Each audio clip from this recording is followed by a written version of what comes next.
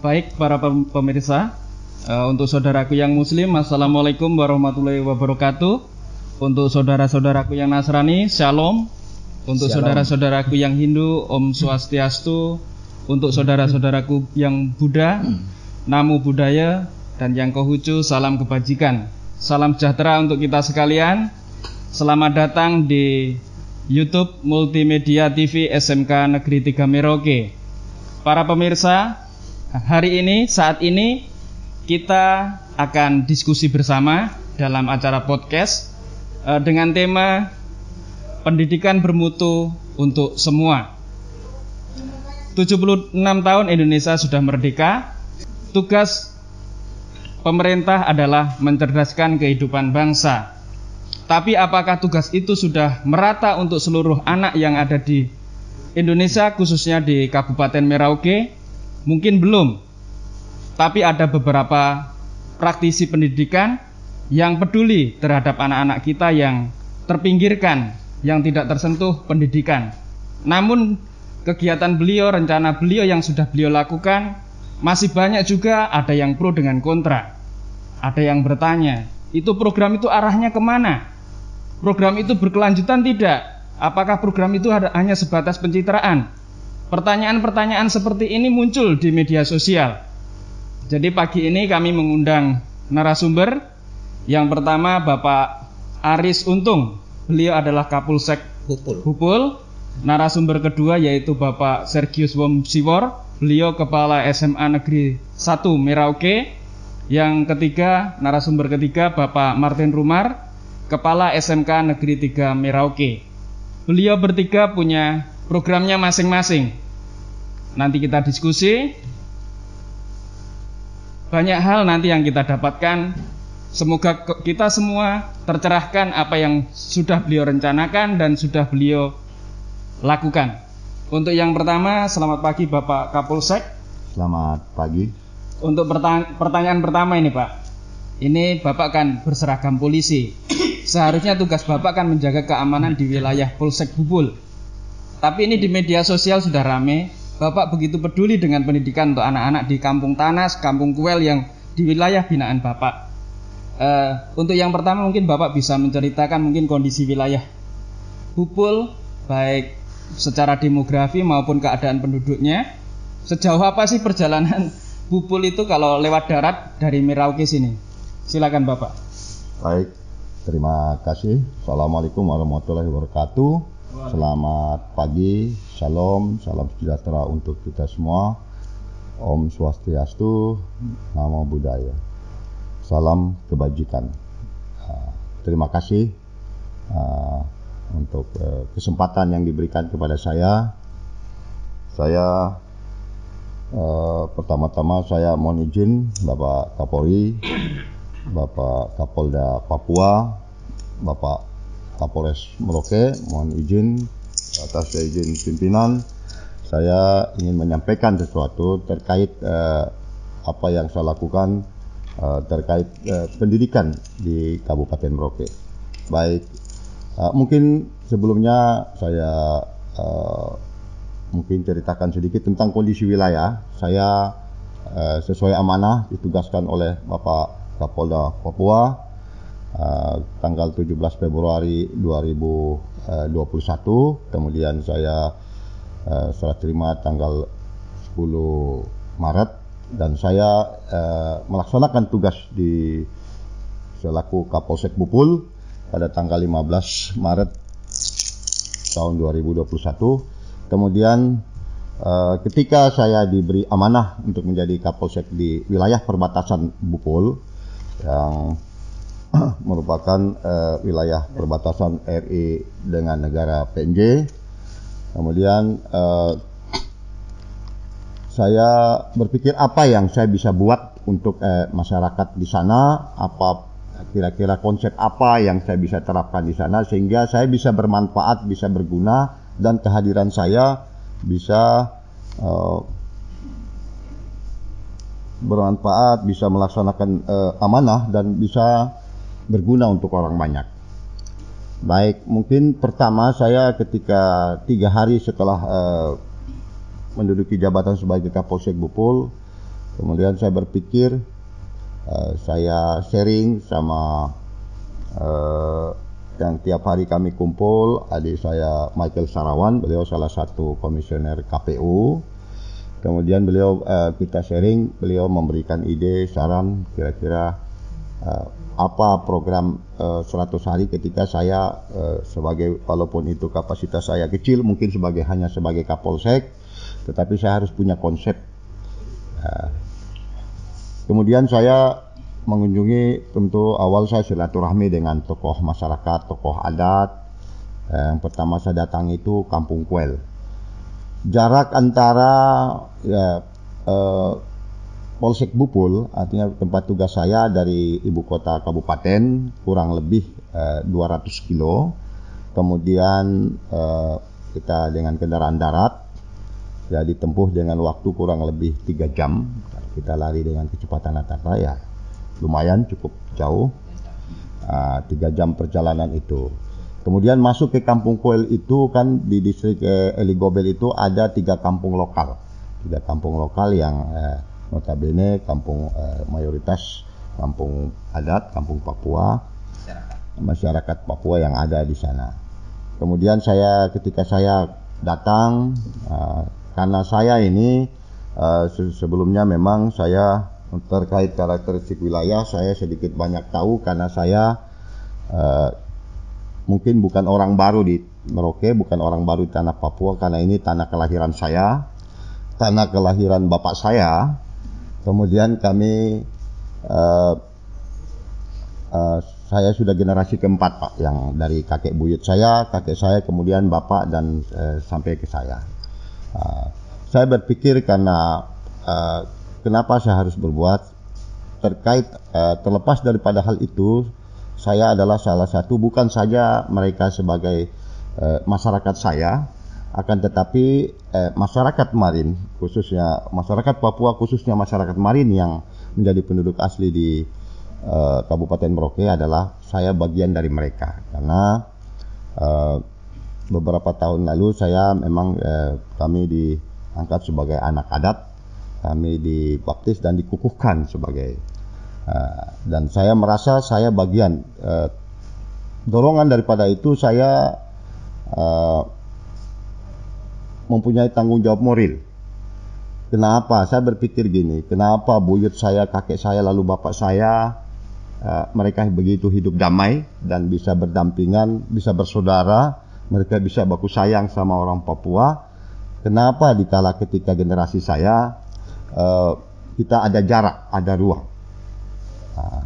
Saya kembali karena saya melanjutkan, saya ahli waris dan kami saksi sejarah seperti apa orang Marin itu, seperti apa orang Papua itu. Saya tidak merasa punya jarak antara mereka. Mereka adalah bagian dari kehidupan saya.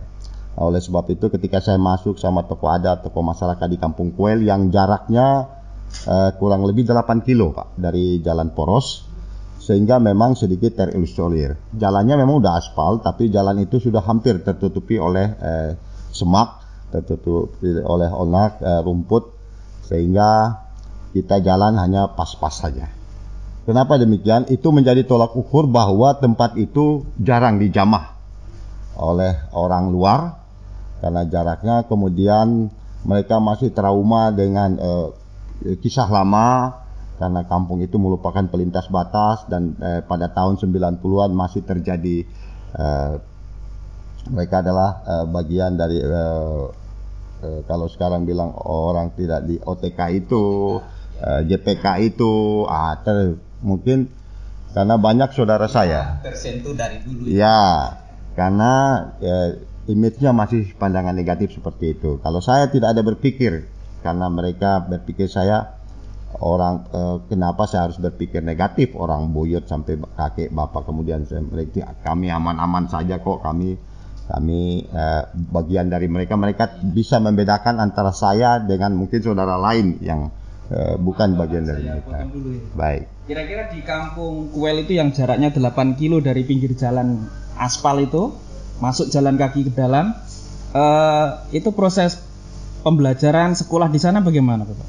Baik, Pak. Artinya mungkin lalu saya ketemu dengan masyarakat ya. Iya. Saya lanjutkan masyarakat dengan tokoh masyarakat. Mereka bilang sama saya tanya sama mereka, kalau di sana mungkin sebutan untuk bapak itu lebay orang tua, lebay kira-kira apa yang saya bisa buat di sini. Oh iya Bapak Kapolsek, jangan bicara kalau di sini jangan bicara tentang tanaman. Urus dia punya orang dulu, urus orang. Terkait bahasa itu kan cukup luas. Oh berarti saya harus bagaimana merubah. Karena memang misi dari Bapak Kapolda Papua adalah merubah mindset masyarakat Papua terhadap kepolisian dengan menerjunkan petugas yang humanis dan bisa melayani di tengah masyarakat seperti itu. Terkait itu kan saya langsung harus bertanya, kemudian saya berpikir setelah kembali saya berpikir, oh berarti saya harus berpikir bagaimana merubah mindset mereka. Terkait mindset kan berarti pendidikan. Cuma satu solusinya kalau merubah mindset berarti pendidikan, sekolah. Saya kembali lalu saya berpikir, saya koordinasi, saya sharing sama adik saya Selo, kemudian dia bilang saya punya kenalan, jadi melalui beliau saya difasilitasi ketemu sama Bapak Kepala Sekolah SMA Negeri 1 Merauke. Saya beranikan diri, memang saya harus cari solusi. Setelah itu saya ketemu beberapa minggu berikut, saya turun ke kota, lalu saya ketemu menghadap Bapak Kepala Sekolah SMA Negeri 1, lalu beliau merespon. Mungkin awalnya beliau tidak percaya, setelah melihat secara fisik rambut saya lurus, lalu saya seorang Kapolsek ngapain mau urusi tentang pendidikan, repot. Tapi saya berkeras sama beliau bahwa saya memang saya bukan main-main, saya memang benar-benar karena saya lihat situasi wilayah itu, saya cukup prihatin. Berarti saya bicara sama mereka, bye Man, dengan saudara semua, ya, gitu, bahwa mungkin saya tidak, saya bukan orang berpunya, harus saya bagi-bagi sembako, bagi-bagi beras, tapi mungkin saya diberi sedikit kelebihan sama Allah, sama Tuhan untuk saya punya pikiran yang baik, saya ingin berbagi ilmu. Setelah saya ketemu, lalu saya sosialisasikan, Pak, memang tidak semudah membuka inklusif. Bapak bilang inklusif itu tidak semudah orang ketika saat ini jalan, karena kita harus sosialisasi, mulut ini harus sampai berbusa. Bahkan mungkin awal Bapak Kepala SMA Negeri 1 juga turun sama-sama dengan dan pos di Kuel, kami turun sama-sama, kami jemput Pak dari sekolah, kami bujuk, ayo sekolah karena ketika seseorang ingin ini kan kamu punya tanah, kamu punya negeri, harusnya kamu yang jadi pelatih di kemudian pelaku, bukan jadi penonton. Seperti itu. Untuk bisa kamu jadi pelaku, entah kamu jadi apa, baik dari menjadi pegawai negeri maupun sektor swasta ataupun apa saja, yang penting kamu jadi sesuatu. Karena sukses itu tidak harus jadi seorang pejabat, tetapi di bidang apa saja ketika solusinya cuma satu, pengetahuan. Pengetahuan bisa diperoleh dengan sekolah. Apa kendala kamu sehingga kok kamu tidak bisa sekolah? Bapak, kami juga dulu ada di Rambo di mana ada buka, tapi kesulitan kami, kendala kami transportasi. Oh, berpikir dengan transportasi berarti saya harus berpikir, saya harus sisihkan, saya harus mobilisasi. Saya kembali lagi sama Kepala Sekolah SMA 1, Bapak, baik saya fasilitasi, saya akan berusaha untuk fasilitasi, akomodasi, mobilisasi dan sebagainya, sehingga Bapak bisa datangkan guru tiap minggu untuk bisa mengajar di Kampung Kuel. Lalu saya tahu kalau untuk kumpul saya punya masyarakat saudara yang Papua harus hari Minggu Bapak. Di luar hari itu, Senin sampai Sabtu, hari Sabtu itu mereka di hutan, di kali, di rawa, karena memang itu salah satu latar belakang budaya yang paling prinsip untuk nafkah, untuk mencari mata pencaharian mereka. Ketika hari Sabtu sore mereka kembali, dan karena hari Minggunya harus ibadah. Ya, terima kasih Pak. Ini kelihatannya menarik sekali ini. Untuk selanjutnya ini tadi Bapak terkait anak-anak di Kampung Kuel, Tanas tadi menceritakan apa yang akan Bapak lakukan. Bapak akhirnya menemui dengan Bapak Kepala Sekolah SMA Negeri 1 Merauke, yaitu Pak Sergius Womsiwor. Mungkin nih kita lanjut ke Pak Sergius Womsiwor. Mungkin anak-anak di Merauke, Bapak Ibu guru di Merauke mungkin tidak asing lagi terhadap beliau. Semua anak Aibon yang ada di Merauke tahu dengan Bapak Sergius Womsiwor. Beliau melakukan gebrakan, melakukan perubahan dengan menjemput anak-anak penghisap Aibon di pinggir-pinggir jalan, di pinggir-pinggir toko untuk dididik, diajar. Jadi bukan orang asing kalau untuk anak-anak kecil di pinggir-pinggir jalan. Terus sekarang Pak, lanjut ke pendidikan inklusif tadi yang disampaikan oleh Bapak Kapolsek tadi. Mungkin Pak Wom bisa menceritakan ke kami dan kepada pemirsa supaya kita tercerahkan dengan apa yang Bapak inginkan dan apa yang sudah Bapak lakukan terkait sekolah inklusif ini. Jadi mungkin Bapak menceritakan regulasinya ada tidak sih? Begitu. Silakan Pak Wom. Baik, terima kasih untuk kita semua yang pada kesempatan ini ada di ruangan ini, tetapi masyarakat luas yang berkenan mengikuti ruang diskusi ini, yang kami kasihi Bapak Kapolsek Bupul, Kepala SMK Negeri 3 dengan teman-teman Kepala SMK lainnya. Mohon izin untuk saat ini saya berbicara. Kami mohon izin juga untuk Bapak Kepala Dinas Pendidikan Perpustakaan Arsip Daerah Provinsi Papua, Bapak Christian Sohilait, Bapak Bupati Kabupaten Merauke, Ketua DPRD Kabupaten Merauke, dan semua kita, para tokoh masyarakat adat yang ada di Kabupaten Merauke yang mendiami Kabupaten Merauke ini. Jadi sebenarnya berbicara tentang regulasi yang berkaitan dengan pendidikan inklusif ini sebenarnya sudah ada sejak bangsa ini diproklamirkan menjadi bangsa yang merdeka dan berdaulat. Kita kembali melihat UUD 45. Kita lihat juga pembukaan UUD 45. Ada pada alinea keempat mencerdaskan kehidupan bangsa, tetapi juga Pancasila. Bahkan ada yang lebih unik di dalam tata negara kita di Republik Indonesia. Hanya Provinsi Papua dengan Aceh yang memiliki undang-undang otonomi khusus, karena ada komitmen daripada bangsa Indonesia untuk membangun kedua provinsi yang berpandangan ideologi lain, dan ini komitmen yang harus kita kerjakan tanpa kita pusing apa yang harus kita pakai, regulasi apa. Ini semua sudah jelas.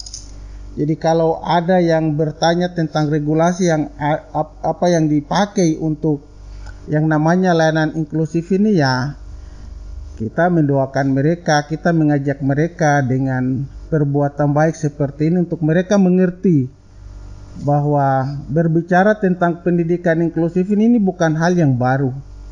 Dan ada salah satu tokoh yang tenar sebelum bangsa Indonesia merdeka, namanya Ki Hajar Dewantoro. Beliau waktu itu melaksanakan pendidikan inklusif, tapi namanya itu Taman Siswa. Ya, terima kasih. Ternyata kita ini generasi yang banyak belajar sehingga tahu bahwa ini bukan perjuangan baru hari ini, tetapi ini sudah lama dikerjakan oleh Ki Hajar Dewantoro sampai bangsa ini merdeka dan berdaulat seperti hari ini. Jadi kalau ada yang bertanya ada regulasinya atau tidak, jelas ada. Kalau tidak ada regulasi di Republik Indonesia ini, kita tidak akan pernah merdeka. Kita tidak akan pernah diakui sebagai bangsa yang merdeka dan berdaulat di muka bumi ini. Jadi jelas bahwa itu ada. Kemudian berkenaan dengan adanya komitmen bangsa Indonesia untuk provinsi Papua, nanti berjalan sampai tiba-tiba ada provinsi Papua Barat. Kita kembali melihat ke dalam yang namanya Provinsi Papua yang melahirkan Provinsi Papua Barat ini. Undang-undang otonomi khusus ini sudah sangat jelas bahwa orang Papua harus jadi subjek pembangunan di atas tanahnya, seperti yang tadi disampaikan oleh Bapak Kapolsek, bahwa orang Papua harus jadi pelaku mengatur Papua ini di Indonesia, bukan orang Papua duduk jadi penonton. Ini pandangan yang keliru. Dan kalau pandangan-pandangan ini kita tidak dudukkan pada tempatnya, sampai kapanpun orang Papua tidak akan pernah puas hidup di Republik Indonesia ini. Kenapa? Pelayanan yang tidak pernah menyentuh kepada akar masalah orang Papua dan hajat hidup dan kesejahteraan orang Papua itu sendiri. Kita baru saja memperingati hari ulang tahun proklamasi kemerdekaan Indonesia yang ke-76. Ini usia yang terlalu tua. Ini kalau bagaikan seorang kakek atau tete, nenek, dia sudah sangat tua sekali. Dia kemana-mana harusnya dituntun oleh yang masih muda. Ini satu ilustrasi. Kita hari ini diperdebatkan dengan hal-hal yang bagi saya itu tidak penting. Karena kami orang Papua ini butuh pelayanan. Kami membutuhkan kesejahteraan di atas kami punya tanah. Keseimbangan sumber daya alam yang ada di atas tanah ini kami harus nikmati. Bukan kami duduk hanya lihat saja baru orang lain yang kenyang. Tidak bisa demikian. Kalau sampai ini terjadi, kita sudah mengkhianati apa yang jadi komitmen dari para pendiri Republik ini. Jadi berkaitan dengan apa yang dikerjakan oleh Bapak Kapolsek, memang terus terang, saya waktu Bapak Kapolsek datang, saya jadi bertanya. Tidak salah waktu itu saya ada di ruangannya. Ya. Beliau berdua dengan Pak Selo ya. Waktu di SMA betul. 1 iya ya. Saya ingat betul. Betul. Jadi waktu beliau datang bicara tentang pekerjaan urus pendidikan di sana, saya duduk berpikir, pertama jarak, kemudian pembiayaan. Tapi saya pikir begini, beliau bukan orang pendidikan mau berpikir tentang pendidikan. Tadi beliau sudah ulas sedikit bahwa ya memang kalau ragu wajar, saya harus ragu. Tuhan Yesus jalan ikut bawa murid ke sana kemari saja, banyak murid-muridnya yang tidak percaya dengan dia kok. Apalagi saya mau percaya kepada Kapolsek. Artinya apa? Beliau ini kan bukan bertugas untuk urus pendidikan. Tapi akhirnya saya coba untuk mengerti. Oh, beliau ini mengikuti gerak-geriknya Kapolres Merauke. Saya dalam hati, kalau mau urus pendidikan, ya memang saya dilahirkan dari keluarga yang memang orang tua tidak baca hitung tulis. Jadi saya memang kalau bicara masalah ini, saya ingat siapa orang tua. Dan untuk pekerjaan urus anak-anak di pinggir jalan atau di kampung-kampung, saya bukan saja baru kepala SMA 1 baru kerjakan pekerjaan begini. Banyak waktu saya di Satapuasur itu saya mulai buka dari hutan. Sampai hari ini ada seperti apa yang ada di Merauke ini. Ya saya bersyukur waktu itu saya jadi kepala sekolah di eranya Bupati Romaru Sumbaraka yang berpikirnya sedikit gila-gila juga. Ya sudah, kita gila sama-sama urus pendidikan di Merauke. Kalau mau pikir gila, saya lebih gila. Artinya apa? Ini kita harus jadi tuan di tanah sendiri untuk melakukan sesuatu untuk anak-anak cucu. Jangan sampai kita orang jadi pejabat terus besok kita pensiun. Tidak ada hasil apa-apa karena kita pikul dengan jabatan yang kita orang miliki. Kita bingung mau kerja apa. Nah itu yang saya lihat waktu itu Pak Romanus, ya puji Tuhan. Kadang kami berseberangan pendapat sedikit dari hal-hal tertentu. Yang mana saya menuntut untuk harus saya punya anak-anak di Wasuri itu dilayani lebih daripada yang lain. Padahal ada satu kabupaten besar yang beliau harus pikir. Tapi waktu itu beliau bilang cerdas membangun gerakan membangun kampungku. Ya saya ikut ritmenya beliau. Sayang 5 tahun kemarin itu tidak berjalan di satu periode kepemimpinan kepala daerah kemarin. Terjadi kevakuman yang begitu luar biasa. Sehingga kita tidak berdaya untuk melakukan hal-hal yang lebih pada memprotek kehidupan daripada orang Papua. Dalam hal ini banyak anak-anak di kampung-kampung yang tidak bisa menikmati pendidikan yang hari ini Bapak Kapolsek Aris dengan keluarga, saya kadang mau ke sana kemari, beliau fasilitasi. Saya mau bicara, saya malu, tapi tahan malu saja. Siapa suruh datang kemari mau ajak saya? Ya ini risiko. Setiap keputusan pasti ada risikonya. Setiap pekerjaan yang kita lakukan itu ada dua. Ada untung dengan rugi. Kalau mau pikir rugi jangan maju. Itu caranya begitu, simpel saja. Nah, jadi ketika beliau ngajak ya, sekarang beliau menyeberang ke daerah distrik Animha. Kita jalan ya, saya jalan. Yang saya tidak bisa lakukan hanya satu. Saya selalu bicara di media. Yang saya tidak bisa lakukan adalah pandangan yang bertentangan dengan ideologi bangsa. Cuma itu saja. Kalau sepanjang untuk mencerdaskan anak-anak di negeri ini saya pasti kerja. Kemudian berkaitan dengan program inklusif yang hari ini ada. Ya, saya bersyukur. Saya merasa bahwa ada momentum di era kepemimpinannya Kepala Dinas Provinsi Papua hari ini, Bapak Sohilait. Ya, saya ikuti beliau. Begitu beliau dilantik, beliau mendeklarasikan bahwa kita akan melayani anak-anak di pinggir jalan. Kita akan melayani merangsek masuk ke daerah terpencil sekalipun untuk menyentuh anak-anak yang ada di kampung-kampung. Saya bilang, ini beliau ini cocok dengan saya. Karena apa? Saya memang membutuhkan pemimpin yang berpikir tidak lurus, tapi berpikir bengkok-bengkok. Bengkok-bengkok itu untuk apa? Berpikir bagaimana dia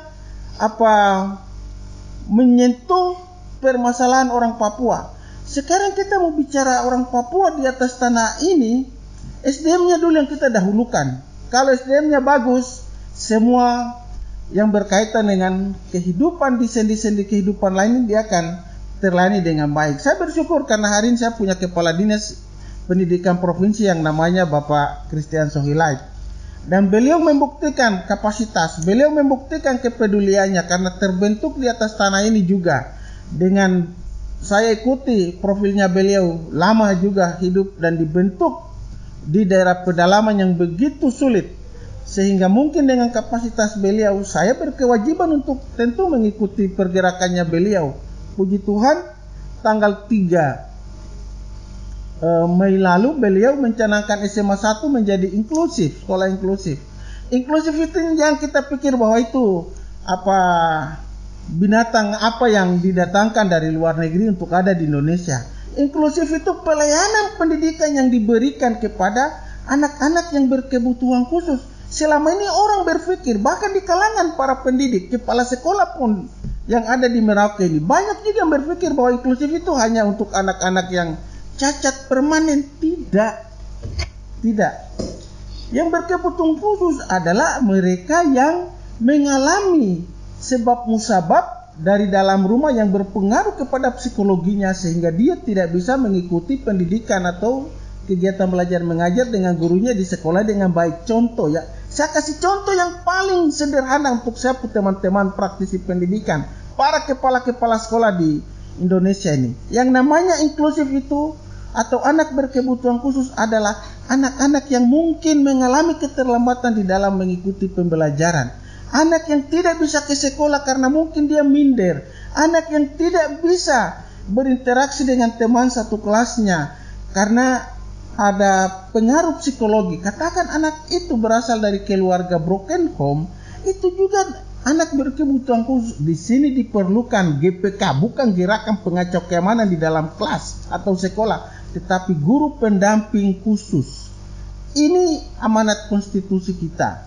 Nah, ini yang dibutuhkan oleh setiap kepala sekolah. Dan kepala sekolah berkewajiban secara leluasa untuk menentukan guru-guru tertentu di sekolah yang kerjanya, ya orang bilang kerja dengan hati. Kalau bahasa di dalam undang-undang guru dan dosen nomor 14 tahun 2005 itu namanya profesionalisme. Tetapi ini di era sekarang semua guru yang menyandang sertifikasi banyak juga yang belum profesionalisme dalam melaksanakan tugas karena tiap harinya pikir sertifikasi jangan sampai kurang 1-2 sen. Akhirnya apa? Mereka tidak bisa menerjemahkan apa yang jadi harapan daripada konstitusi kita. pikir uang daripada pembelajarannya proses. Untuk sementara diskusinya sampai di sini untuk Pak Wam. Untuk selanjutnya ini untuk Kepala Sekolah SMK Negeri 3 Merauke, Pak Martin Rumar. Ini baca beredar di media sosial, ada poster-poster digantung juga terkait dengan program SMK Membangun Desa, terus ada program Gerakan 1000 Buku yang intinya di situ mengetuk kepedulian orang yang membaca poster tersebut untuk menyumbangkan 1-2 buku untuk anak-anak di wilayah Bupul. Dan untuk selanjutnya Pak Martin mungkin bisa menjelaskan kepada kita semua terkait dengan program SMK Membangun Desa. Apakah SMK Membangun Desa ini seperti programnya TNI? Silakan Pak Martin. Iya, baik. Shalom, assalamualaikum warahmatullahi wabarakatuh. Om Swastiastu, Namo Buddhaya, salam kebajikan. Baik, Bapak Ibu undangan dan juga Pak Kapolsek Sota, Kepala SMA Negeri Bupul. Kapolsek Bupul dan juga Kepala SMA Negeri 1 Merauke. Saya pribadi mewakili teman-teman. Kami adalah satu tim kolaborasi yang kami namakan MKKS SMK Kabupaten Merauke. Saya mencetus program ini, satu dasarnya yang pertama adalah dasar dari Kementerian Pendidikan Kebudayaan Republik Indonesia melalui Direktorat Pendidikan Vokasi. Lebih kecilnya lagi adalah SMK. Ini di dalam pedoman pembangunan desa ini dikeluarkan Februari 2021. Setelah saya bacakan pedoman ini tepatnya di hari Minggu pagi. Tiba-tiba saya berpikir, ini kayaknya ada hal yang baik yang perlu kami teman-teman SMK bangun bersama di sini. Adalah kami harus bangun kolaborasi dengan Bapak Kapolsek Bupul dengan Bapak Kepala SMA Negeri 1. Dengan cara saya coba ngajak teman-teman itu, kami melakukan satu kegiatan kecil yang namanya Gerakan 1000 Buku. Di saat WA itu saya lakukan pengiriman di hari Minggu pagi, di saat itu juga dijawab yang paling pertama adalah Pak Tom selaku pengusaha ayam petelur di Kabupaten Merauke. Mereka jawab bahwa saya sebagai orang Papua dan juga teman-teman kami siap belanjakan 5 juta rupiah untuk kebutuhan anak-anak. Karena begini, saya pikir anak-anak yang pendidikan inklusif ini adalah mereka yang tidak beruntung daripada kita. Kita mungkin jauh, kalau saya boleh kutip dari kitab-kitab suci itu biasa disampaikan bahwa pendidikan itu sebenarnya banyak sekali orang yang terpanggil.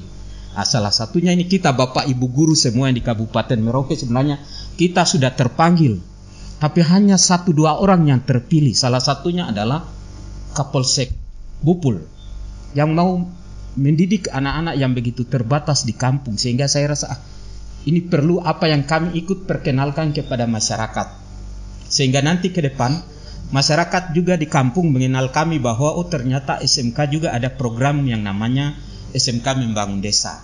Dengan demikian, nanti ke depan kami terus kerjasama dengan beberapa kampung atau juga dengan Pak Kapolsek atau juga polsek yang lain untuk kita kolaborasi. Sehingga saya punya keinginannya kita bekerja sama dengan Kapolsek yang punya wilayah terkecil yang bisa menjangkau kampung. Terus mungkin SMA 1 dia akan berpikir untuk dari segi pengajarannya. Tapi saya dan teman-teman yang hadir saat ini, kami berpikir bagaimana pendidikan vokasi ini kami masuk sampai ke pendidikan inklusif. Karena tadi sudah disampaikan bahwa pendidikan inklusif itu bukan hanya ada di orang-orang tertentu yang misalkan aibon, tapi orang berkebutuhan khusus juga di vokasi ada. Mereka tidak punya keterampilan. Sehingga kita juga harus punya pikiran ke sana untuk gabungkan, apalagi sudah ada petunjuk resmi dari pemerintah untuk kami kerja. Kenapa kita harus takut? Tadi kalau Pak Wamsiwor bilang di mana-mana orang selalu kaitkan dengan regulasi, tapi tidak pernah membaca regulasi terbaru bahwa Pak Presiden menyarankan seluruh warga Indonesia itu minimal harus punya pendidikan vokasi. Kenapa kita punya dirjen baru tentang vokasi yang begitu disatukan, yang tadinya berjalan sendiri-sendiri, kita satukan jadi satu. Sehingga saya ajak teman-teman hari ini untuk hadir, nanti sama-sama dengan Bapak Kapolsek kita diskusi. Setelah hari ini kita lakukan satu gerakan yang nama gerakan 1000 buku. Kedua ketiganya nanti kira-kira apa yang kita lakukan. Seperti kita mungkin melayani masyarakat yang berkebutuhan khusus di kampung, mungkin melalui masak-masak, mungkin melalui servis sepeda motor, mungkin membuat keripik, apa yang bisa ada sumber daya alam yang berlimpah di kampung, kita bisa membantu kelola. Karena di situ di dalam Juknis ini Kemendikbud menyampaikan bahwa ada beberapa strategi yang kami harus lakukan untuk SMK. Yang pertama adalah ada pembelajaran buat anak-anak SMK melalui SMK Membangun Desa. Jadi di situ anak kita kirim untuk melakukan praktek bersama masyarakat membangun desa, tapi di situ terjadi ada proses pembelajaran. Yang kedua ada proses kewirausahaan. Benar sekali kalau Pak Kapolsek ingin menyentuh masyarakat di sana untuk menghasilkan sesuatu yang ada di alam mereka, jadi nilai tambah yang bisa dijual, itu masuk dalam proses pembelajarannya, itu berwirausaha. Itu kita ini. Kemudian ada inovasi teknologi tepat guna. Misalkan di kampung yang mungkin sumber daya listriknya tidak ada, bisa kerjasama, kita bisa, pemerintah desanya punya dana yang lebih, kita juga bisa memanfaatkan energi surya untuk membangkitkan listrik yang bisa digunakan masyarakat, dan juga bisa kita alihkan itu dengan dua fungsi AC dan DC. AC artinya bisa dialihkan arus kuat yang bisa nonton TV, apa bisa, semua sebenarnya bisa dilakukan. Karena di kami juga pernah dididik oleh orang Belanda melalui program energi terbarukan yang begitu antusias mengajar guru-guru kami. Waktu itu saya masih ingat persis untuk bagaimana memanfaatkan sumber daya alam yang Tuhan kasih berlimpah-limpah, kita gunakan. Karena energi sumber daya alam kita seperti minyak itu adalah sumber daya fosil yang akan habis di kemudian hari. Kemudian yang paling terakhir itu adalah adanya pemberdayaan masyarakat seperti yang kami lakukan. Jadi syukur teman-teman, begitu kita lakukan promosi lewat media, hari ini catatan saya penyumbangnya itu ada 5.191 item. Ini terdiri dari buku, pensil, raut, bolpen, papan tulis, penghapus. Dan ini kami terus akan lakukan sampai tanggal 31 Agustus. Dan kami punya strategi di sini adalah semua teman-teman MKKS SMK, kami akan berkunjung sesuai dengan strategi yang ditetapkan oleh Bapak Kapolsek. Kami akan masuk untuk, dari segi kami vokasi, kami akan membantu. Jadi di sini ada beberapa item yang hampir 5.000 ini, nanti kami akan ikut. Misalkan Bapak Kapolsek bilang bupul sekian, mungkin di BAT Kapolsek ini kami ikut, dan kami sekaligus sama-sama dengan ini kami menyerahkan, dan teman-teman sudah siap untuk kami berangkat sama-sama, sehingga nanti di sana kita bisa perkenalkan. Ada programnya Bapak Kapolsek, ada programnya pendidikan inklusif dari Pak Wom, tapi ada programnya SMK Membangun Desa dari teman-teman semua, sehingga nanti saya akan libatkan teman-teman yang bidang pariwisata apa yang bisa diberikan, teknologi apa yang bisa diberikan, kemudian dari pertanian apa yang bisa diberikan juga teman-teman dari SMK lain. Dan juga saya akan buat satu SK penetapan melalui MKKS wilayah adat, yang saya menetapkan satu tim SMK Membangun Desa, sehingga nanti ada satu contoh desa yang mungkin suatu waktu kita akan pilih sebagai desa percontohan SMK Membangun Desa, sehingga nanti di sana pun kami akan ngatur bagaimana anak-anak ini bisa melakukan praktek secara bergantian. Karena anak kita itu kadang, saya sendiri 5 bulannya.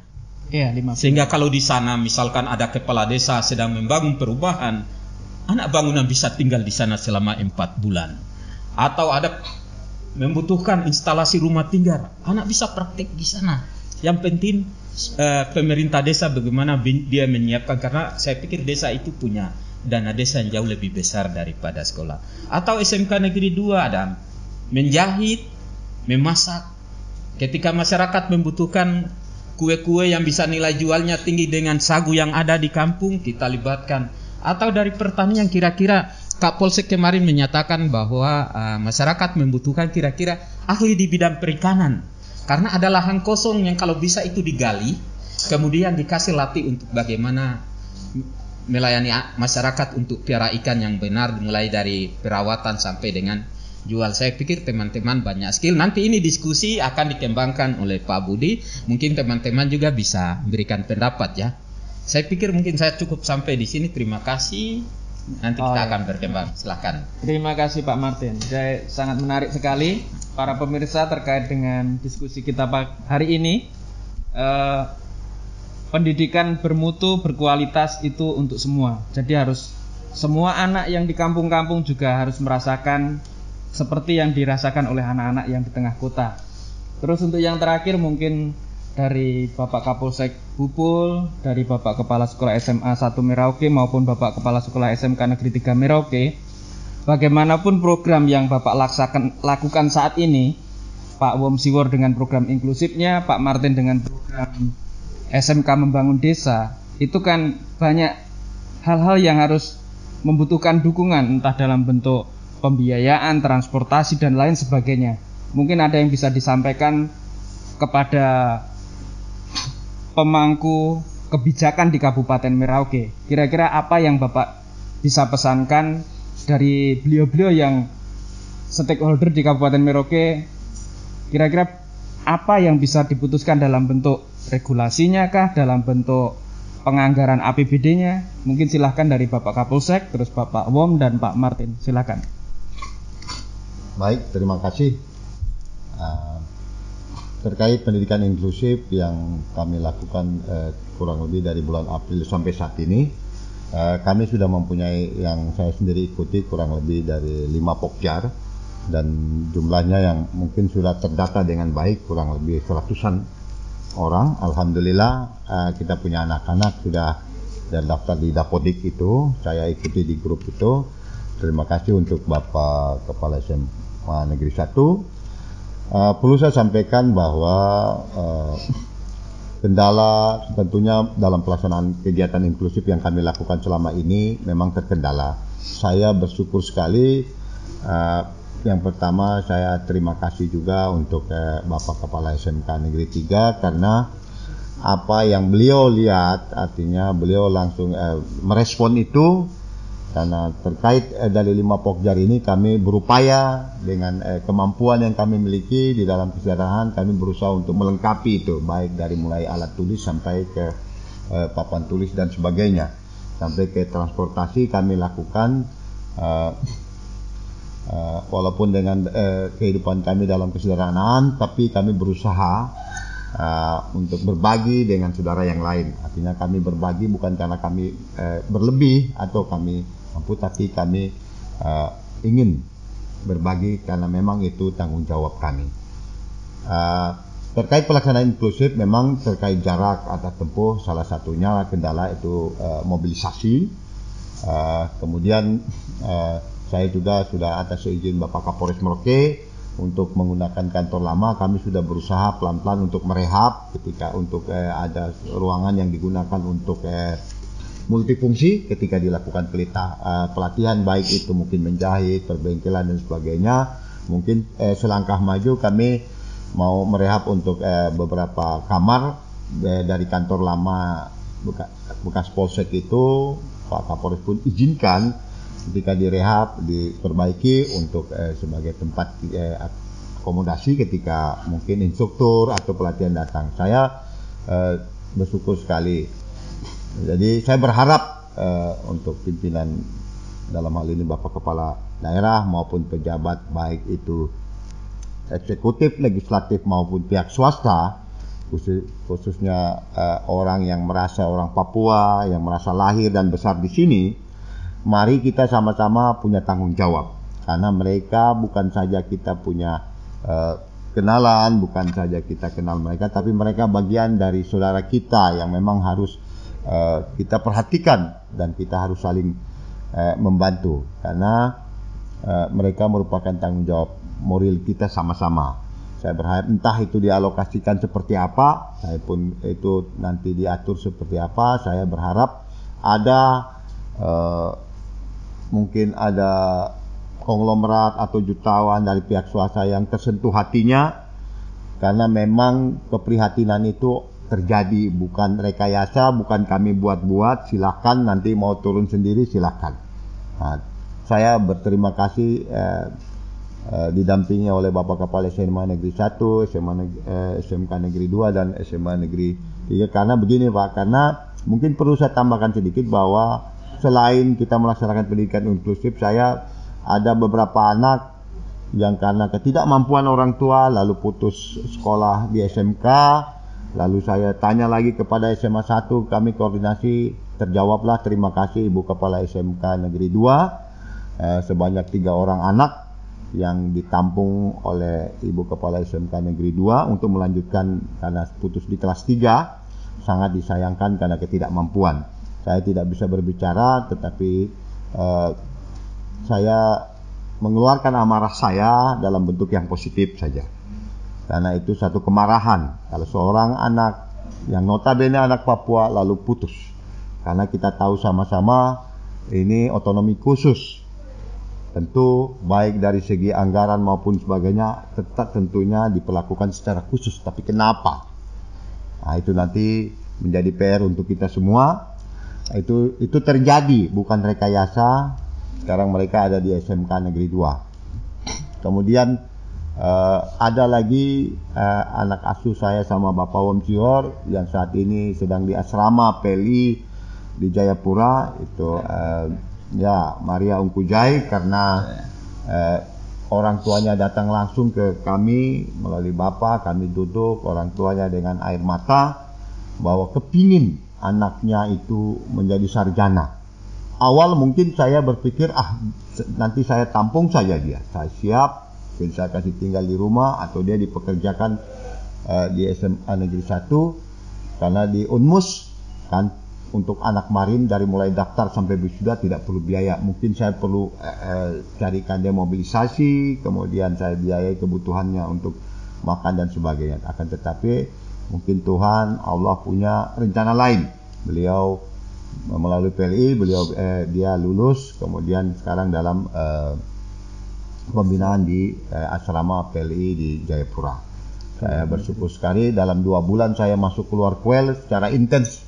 Tiap minggu saya diberi seorang anak. Itu bukan sebagai beban, tapi itu rezeki yang besar. Rasa syukur saya kepada Tuhan bahwa saya diterima, bahwa apa yang saya lakukan mungkin menurut sebagian besar orang itu hanya sepele, tetapi menurut Allah itu mungkin lain. Saya bersyukur sekali.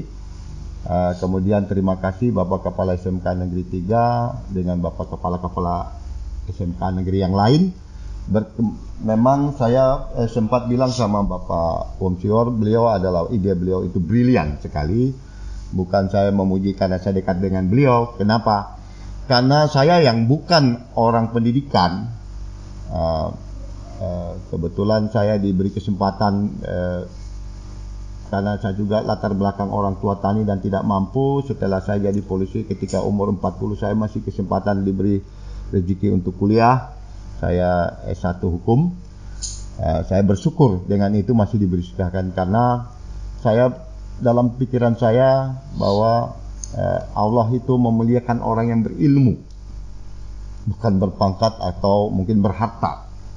Bapak saya pun berpesan bahwa ketika ada 3 hal yang perlu menjadi kau punya pegangan hidup. Yang pertama kejujuran, yang kedua kalau punya harta, jadikanlah harta yang berguna untuk orang lain, kemudian berilmu bisa bermanfaat untuk orang lain.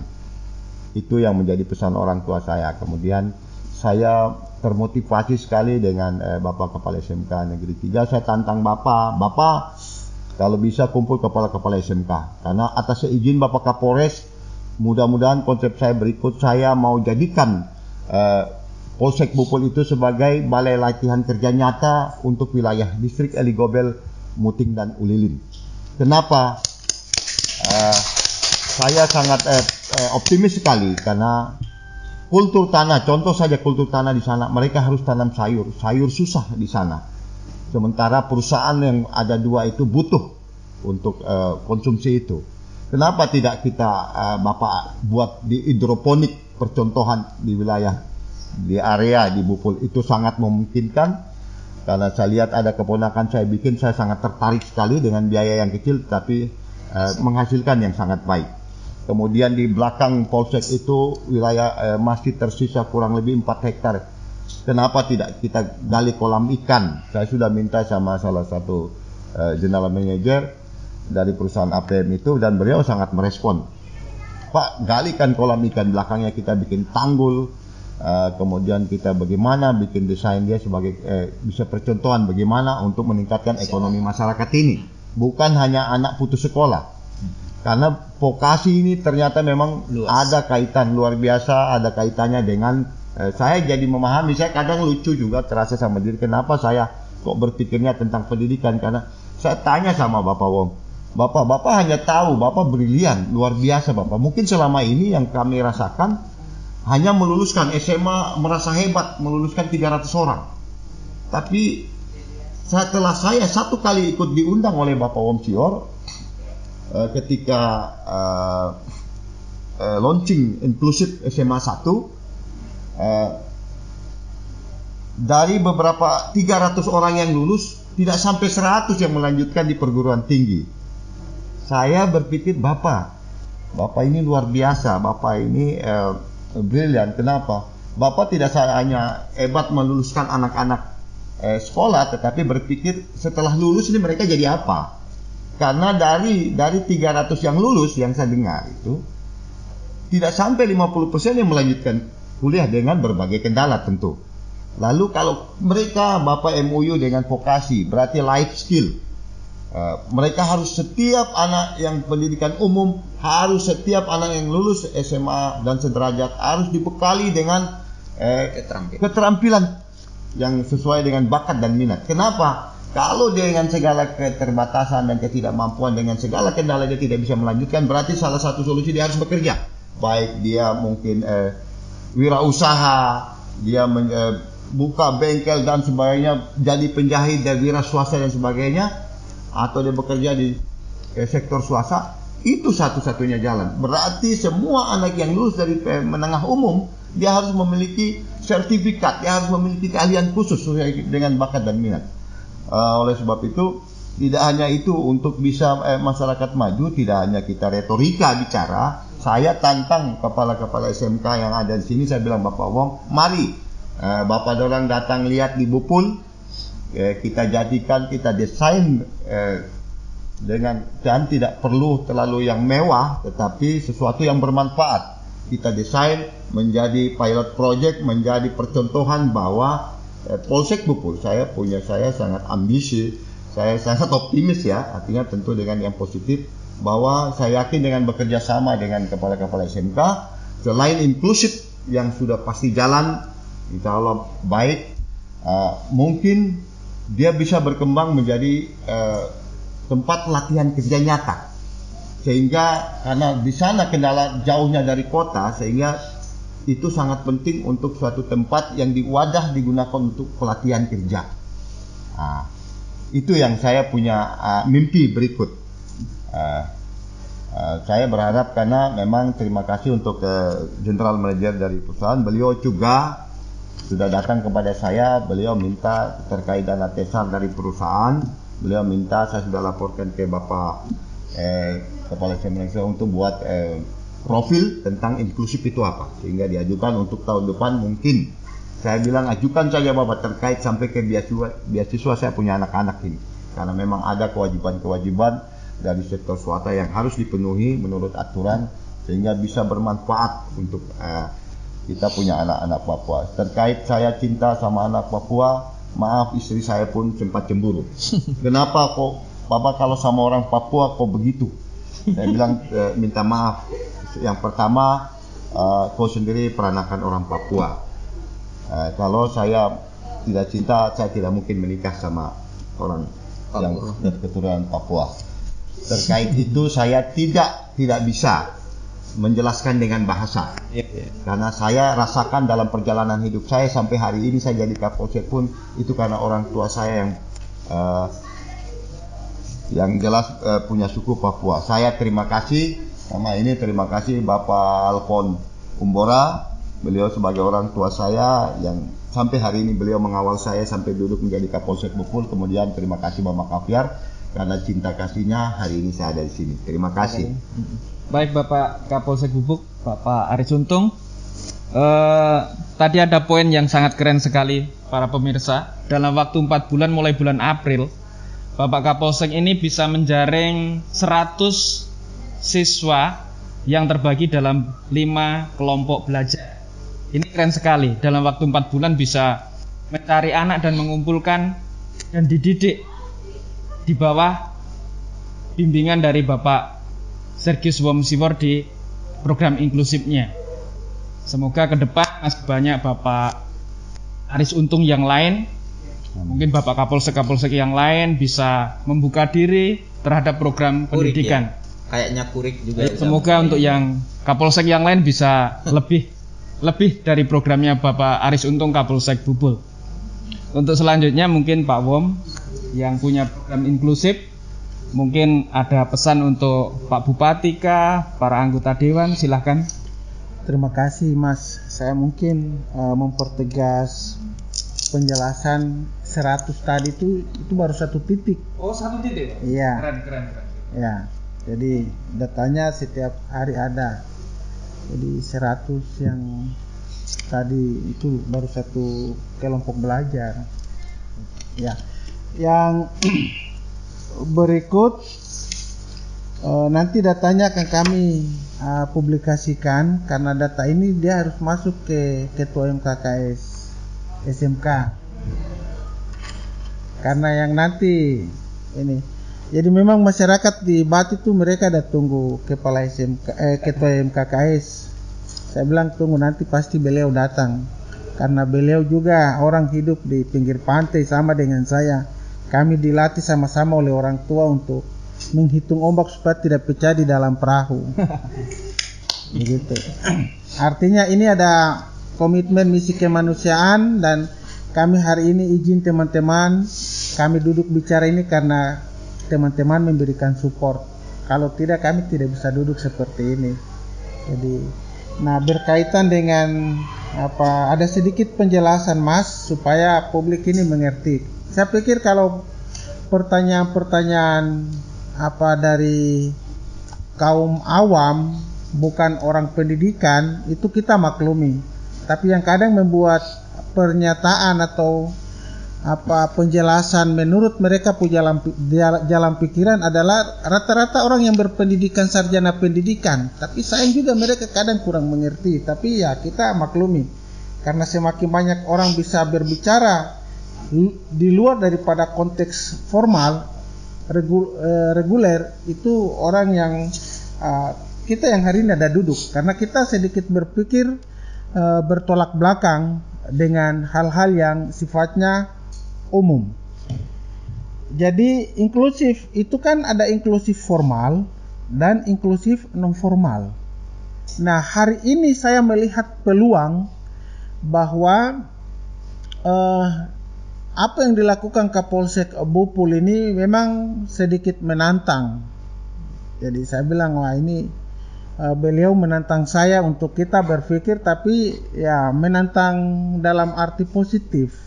Dan memang dari awal saya katakan bahwa ya, semoga ke depan ini ada Kapolsek lain di tanah Papua ini.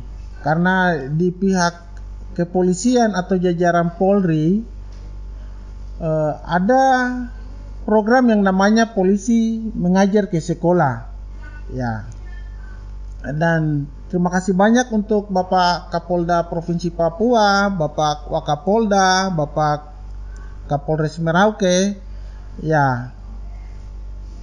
Para pejabat di atas sangat beruntung punya seorang pribadi yang hari ini duduk bersama-sama dengan kami di sini karena beliau sudah melakukan hal-hal yang bagi saya bukan hanya diteladani, dicontohi oleh jajaran Kepolisian Republik Indonesia, tetapi untuk kita semua anak bangsa. Jadi tadi Bapak Kapolsek bilang mau menginspirasi orang-orang yang lahir di atas tanah Papua. Saya pikir bukan cuma orang-orang yang lahir di atas tanah Papua. Kalau mau cari orang yang lahir di atas tanah Papua ini sedikit. Karena sekarang ini tiap hari pesawat masuk, jadi orang dari mana-mana banyak yang datang ke Papua dan mendapatkan perjuangan dari Soekarno-Hatta untuk tanah Papua ini. Jadi bagaimana kita semua berkomitmen untuk memberi dari apa yang kita miliki. Apalagi kita orang yang sumpah setia kepada bangsa dan negara ini. Jadi jangan hanya kita pada saat dilantik angkat tangan ke atas, satu jari tunjuk ke atas, baru yang lain semua ke bawah.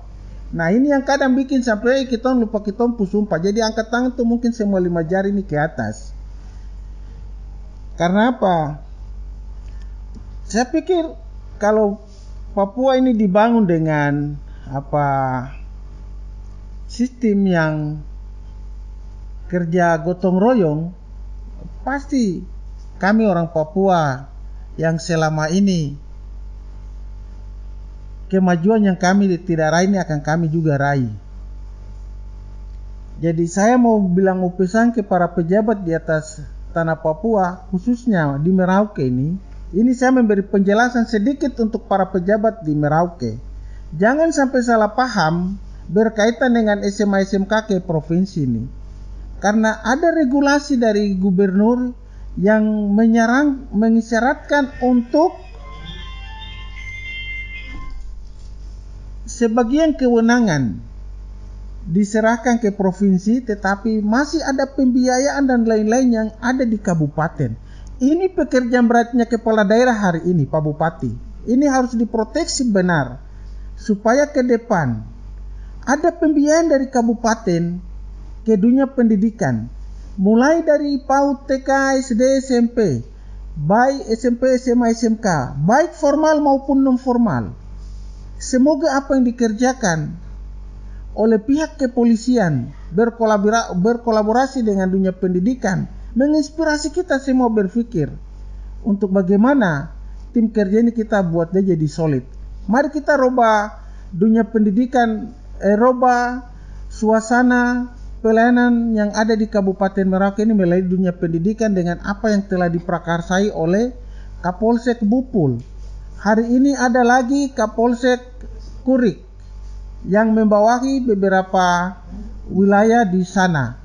Nah, saya pikir bahwa ini niat baik, contoh baik.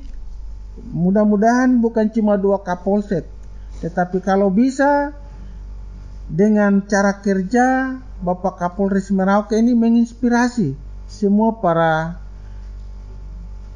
Kapolsek yang ada di Kabupaten Merauke untuk mungkin ke depan membuka diri dengan pemerintah Kabupaten Merauke. Kalau memang selama ini pelayanan pendidikan ini dilakukan oleh pihak sipil, dalam hal ini dinas pendidikan, tetapi kecenderungan bukan mengalami peningkatan, tetapi justru kita dengar uangnya banyak, tetapi SDM-nya makin turun ini. Coba kita menggali informasi kiat-kiat apa yang dilakukan oleh Kapolsek dengan lainnya, dengan apa yang telah kami buat ini. Kami hari ini sebagian kecil, kelompok kecil yang hanya terbatas pada memiliki semangat, tapi semuanya itu kami hanya lebih juga pada memberi inspirasi, memotivasi. Jadi saya pikir ini sudah jelas bahwa untuk Dinas Pendidikan Provinsi Papua, kalau sudah masuk ke wilayah kabupaten untuk memproteksi dan melayani anak-anak yang mungkin banyak orang tidak paham. Ini kenapa Dinas Pendidikan Provinsi Papua bisa mengambil alih pelayanan pendidikan yang notabene kewenangan kabupaten. Karena di Dinas Pendidikan Provinsi Papua itu ada bidang yang namanya bidang pendidikan khusus dan layanan khusus. Sehingga di sana dia masih melekat kewajiban untuk dia bisa merangsek masuk ke kabupaten. Jadi ini informasi tambahan. Kemudian terima kasih banyak untuk DPRD Kabupaten Merauke yang beberapa waktu lalu mengundang kami untuk kami rapat dengar pendapat. Saya pikir bahwa Tuhan sudah memberi kita masing-masing talenta, hikmat, karunia untuk berbicara dan bekerja. Kesempatan kami sudah diberikan untuk mempresentasikan itu. Kami beberapa waktu lalu sudah berusaha untuk MOU dengan MKKS SMK wilayah Anim. Nah, ini sampai hari ini kami punya MOU itu masih belum disahkan, sementara MOU itu sangat dibutuhkan oleh Kementerian Pendidikan Republik Indonesia untuk berkaitan dengan eksistensi MOU SMA 1 dengan SMK ini. Ini kami belum mendapatkan suatu respon, tapi ya kami harus belajar bersabar karena memang kami dididik menjadi guru untuk selalu harus bersabar. Kalaupun target kerja kami harus terkatung-katung, tapi ya ini memang risiko untuk kami ada di barisan dunia pendidikan, dan itu juga kewenangan daripada legislatif yang sungguh kami berharap menjadi representasi orang-orang susah di kampung-kampung ini yang seharusnya lebih kencang bicara ke eksekutif untuk kita buat sesuatu untuk anak-anak yang ada di Merauke ini. Saya bisa katakan bahwa sebenarnya angka putus sekolah di Kabupaten Merauke yang tinggi ini salah satu potret buruk bangsa Indonesia di Indonesia, tetapi akan membuat nama besar bangsa Indonesia di kancah internasional juga akan tidak bagus. Dan siapa yang membuat dia bagus ke depannya, baik di Indonesia tetapi di luar negeri, ya kita semua. Hari ini kita semua sudah diinspirasi oleh Bapak Kapolsek Bupul, Bapak Ibu Kapolsek Purik dan lain-lain, dan teman-teman kerja SMK. Ya, mari kita bergandengan tangan untuk bekerja. Dan ini kemarin terima kasih banyak, benar ada beberapa anak yang kami sudah titipkan. Ini saya sampaikan kepada publik bahwa ini skenario yang memang kami desain untuk bagaimana ke depan. Jadi teman-teman SMK ada anak-anak usia SMP yang putus sekolah. Saya tidak tahu siapa yang harus bertanggung jawab, tapi jelas kita yang bertanggung jawab. Saya titipkan anak-anak ini ketika mereka setelah menyelesaikan pendidikan inklusif kesetaraan, saya akan menyerahkan kepada SMK. Saya tidak akan mengklaim itu, karena ini misi kemanusiaan. Kita jangan sampai anak-anak ini dia hanya monoton di non formal, karena non formal dia punya sistem kerja yang sangat terbatas. Dengan regulasinya sudah ada, tetapi regulasi itu memungkinkan untuk setelah kita namanya pembelajaran stimulasi di non formal, maka saya akan menyerahkan semua secara seutuhnya kepada SMK yang ada di Kabupaten Merauke. Nah, jadi ini saya menyampaikan itu ke Pak Kapolsek bahwa anak-anak kita yang usia sekolah, kalau Soekarno-Hatta bilang hal-hal yang mengenai pembinaan kekuasaan dan lain-lain nanti kita ngatur dia pelan-pelan, maka ini juga kita akan lakukan setelah kita MOU ini. Iya. Jadi anak-anak ini akan saya serahkan ke SMK 2 dan SMK lain yang membutuhkan, tetapi ingat ini pelayanan inklusif. Kita harus memastikan dia makan minum. Saya percaya Kepala Dinas Pendidikan Provinsi Papua dia punya konsep-konsep gila-gila, ini kita harus terjemahkan di lapangan. Bupati tolong, ini program kemanusiaan. Kami hanya bagian daripada Bapak yang paling terkecil, terbatas wewenang. Tetapi kami ingin mengetuk hati Bapak Romanus Mbaraka dengan Bapak Wakil Bupati, dengan para wakil rakyat yang ada di Jalan Brawijaya, DPRD, ini ada misi kemanusiaan. Kita tidak akan berguna di atas tanah ini kalau kita berkendaraan dinas, berpakaian seragam dinas yang begitu bagus, tetapi di samping kiri kanan kita menjumpai orang yang punya negeri yang penuh dengan susu dan madu ini. Mereka tidak berdaya karena kita lah yang menikmati mereka punya hak itu. Terima kasih. Ya, untuk selanjutnya ini tantangan dari Pak Kapolsek Bubul dan dari Bapak Kepala Sekolah SMA Negeri 1 Merauke untuk Ketua MKKS SMK Wilayah Adat Haanim. Tadi Pak Kapolsek menyampaikan, siapkah SMK mendampingi anak-anak di Bubul apabila di sana bangunannya sudah disiapkan untuk melakukan pelatihan kerja. Yang kedua, tantangan dari Pak Wom tadi, siapkah SMK apabila anak-anak ini sudah dibekali baca tulis hitung di program inklusif? Siapkah paket B SMK membekali anak-anak kita ini dengan keterampilan atau vokasi, sehingga anak-anak ini ke depan mereka lebih bisa mandiri untuk menyiapkan masa depannya karena mereka sudah punya keterampilan. Tantangannya ada dua. Bagaimana Bapak Ketua MKKS? Silakan. Baik, terima kasih Pak Budi. Ya, pertama-tama saya ingin menyampaikan terima kasih dulu ke Pak Kapolsek dan Pak Wom. Ya, juga untuk masyarakat pada umumnya, sekali lagi saya ucapkan terima kasih. Dari diskusi tadi saya coba lihat data ini, ternyata untuk keterlibatan masyarakat murni yang sebenarnya ada tinggal di Merauke dengan punya usaha, kemudian punya kelebihan yang cukup banyak. Ini baru saya temukan hanya 3 orang yang datang.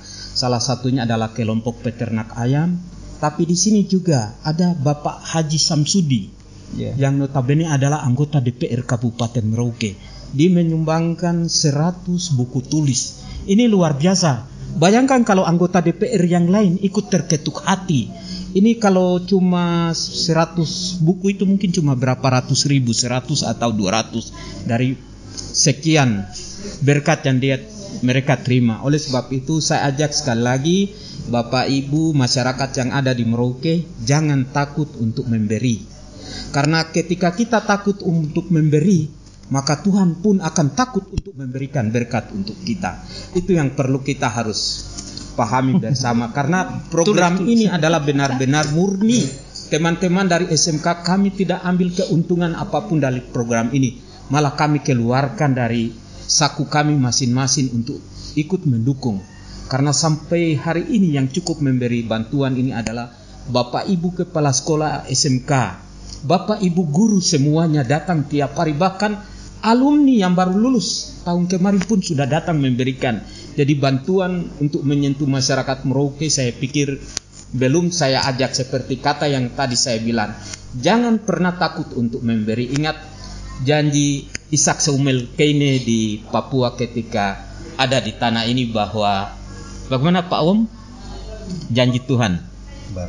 Barang siapa yang bekerja di atas tanah ini dengan jujur akan mendapatkan pendapatan yang heran lainnya. Jadi jangan takut, karena Tuhan pasti dia akan lebih, yang akan banyak. Oleh sebab itu kita jangan takut untuk memberi. Yang kedua, tantangan Pak Wom tentang paket B ya. Ketika akan lulus maka diberikan, silahkan diberikan ke SMK manapun, pasti dijamin tidak bayar SPP sampai lulus. Yang penting dia mau sekolah. Hal yang kami alami dan paling sulit di SMK cuma satu, tidak pernah sekolah berbulan-bulan. Karena yang kami butuhkan di SMK hanya skill. Bagaimana tidak punya skill terus kami luluskan. Tapi kalau SMA beda, pasti Pak Wom perintah naik kelas ya biasanya. Tapi kalau SMK hal yang paling sulit adalah ketika dia tidak bisa nyalakan lampu sampai kelas 3, terus saya luluskan, dia lulus langsung gantung di kabel listrik dan meninggal. Pastikan dituntut SMK yang luluskan. Oleh sebab itu kami siap kemanapun anak dikirim. Tentunya kalau SMK 3 misalkan, kami akan sesuaikan dengan kemampuannya di bidang mana. Misalkan konstruksi bangunan, kami latih dia, tak usah pikir yang lain-lain, yang penting kau bisa bangun rumah yang bagus, itu sudah cukup. Dengannya, biasanya ini Bapak Ibu Guru saya sampaikan ya, sudah menyangkut hitungan itu di nomor 2 kan, yang penting praktek dulu. Dan itu kami lakukan. Juga ada beberapa anak yang juga bukan anak Papua, kemarin saya nyatakan harus dibebaskan dari uang sekolah, karena anak itu betul-betul kami tahu kendala orang tuanya, tinggal di Wasur. Saya bilang yang penting mau sekolah, masa anak-anak Papua tidak bisa? Yang pentingnya itu, setiap anak Papua kita kemanapun sekolah yang masuk, cuma pesannya satu, jangan pernah anak-anak kita Papua yang notabene tinggal kelas, kemudian rame-rame kita mau naik kelas di sekolah yang lain. Itu hal yang salah, karena tidak ada didikan apapun untuk orang-orang Papua. Kita ciptakan generasi yang akan ke depan akan merusak negeri kita ini, karena memang kita tidak didik dengan baik. Oleh sebab itu kita proses, apalagi anak-anak SMK.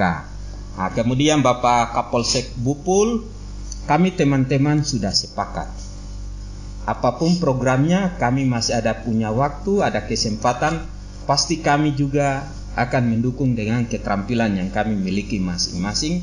Kami sudah diskusi, kami sudah sepakat, nanti kami akan datang juga ke sana sekalian untuk melihat langsung di masyarakat kira-kira skill apa yang kami berikan untuk masyarakat yang ada di tempat. Kami akan buat satu surat keputusan yang di dalamnya ada tim kolaborasi SMK di bidang skill masing-masing yang saya tanda tangan. Terus itu jadi satu kekuatan untuk semua SMK bisa melatih masyarakat, karena saya pikir pendidikan vokasi ini untuk semua, bukan hanya anak-anak SMK, tapi mulai dari non formal, formal, bahkan sampai perguruan tinggi pun harus punya vokasi, karena ini yang dibutuhkan. Seperti negara maju Jepang, Cina, Korea, itu karena pendidikan vokasi, bukan karena pendidikan umum. Kenapa industrinya begitu maju? Karena hanya pendidikan vokasi. Jadi harapan saya dengan demikian, kita ke depan kita akan terus kerjasama. Kami akan bekerja dari bidang kami, yaitu adalah SMK Membangun Desa. Bapak Wom menyiapkan di bidang pendidikan khususnya untuk baca tulis, dan Bapak Kapolsek dengan idenya. Kami bersama-sama atau bertiga dengan tim kita jalan bersama-sama. Dengan demikian tujuan pemerintah daerah untuk memberantaskan buta aksara itu terjadi, karena kita berteori tanpa praktek itu percuma. Mendingan sedikit berbicara tetapi banyak melakukan. Demikian, terima kasih. Oke, baik. Terima kasih kami ucapkan kepada ketiga narasumber kita hari ini. Bapak Aris Untung, Kapolsek Bupul, Bapak Sergius Womsiwor, Kepala Sekolah SMA Negeri 1 Merauke, Bapak Martin Ruman, selaku Ketua MKKS SMK Wilayah Adat Haanim. Semoga diskusi kita hari ini bisa menginspirasi banyak orang. Terima kasih Pak Thomas Kimko yang telah memberikan bantuan alat tulis seharga 5 juta rupiah. Kelompok Peternak Ayam Petelur Merauke. Terima kasih juga kepada Bapak Haji Samsudi, anggota DPRD dari P3 yang telah menyumbangkan buku.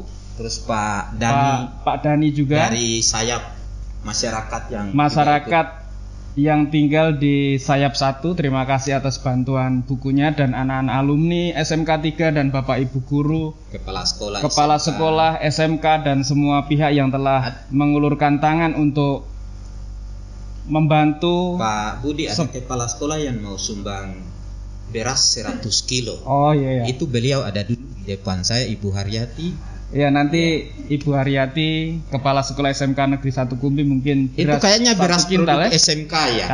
Berlabel MKKS Wilayah Adat Haanim. Itu memang beras khusus produk SMK. Dan untuk yang terakhir kali, ada kata bijak. Jika kamu ingin 1 jam bahagia, maka silahkan tidur.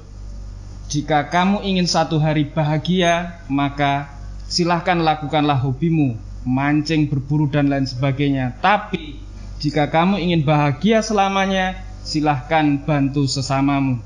Terima kasih, dan jangan lupa subscribe channel YouTube kami Multimedia TV Multimedia TV. SMK Negeri 3 Merauke. Terima kasih. Terima kasih.